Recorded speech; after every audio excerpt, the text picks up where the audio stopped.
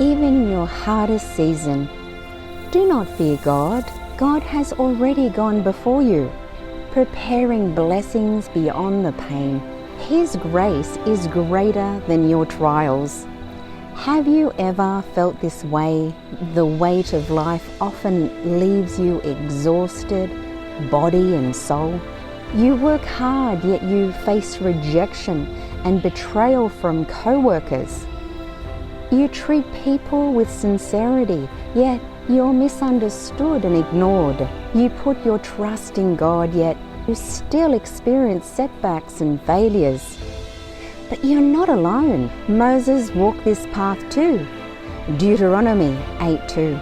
And you shall remember all the way which the Lord your God led you these 40 years in the wilderness, to humble you and to prove you, to know what was in your heart, whether you would keep his commandments or not. When Moses was young, he was full of passion and wanted to rescue the Israelites.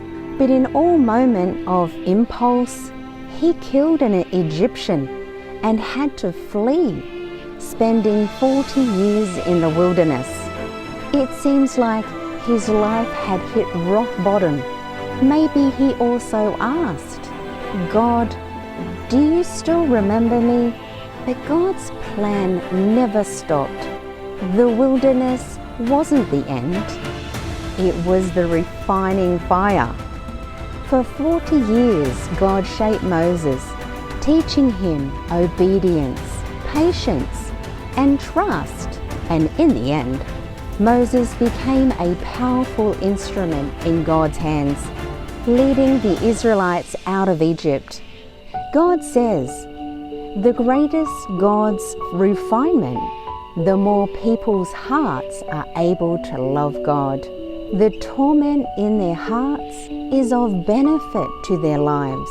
They are more able to be at peace before God.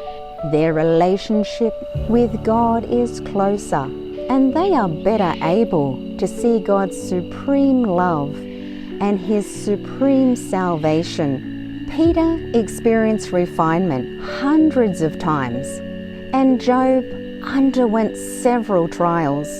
If you wish to be made perfect by God, you too must undergo refinement hundreds of times.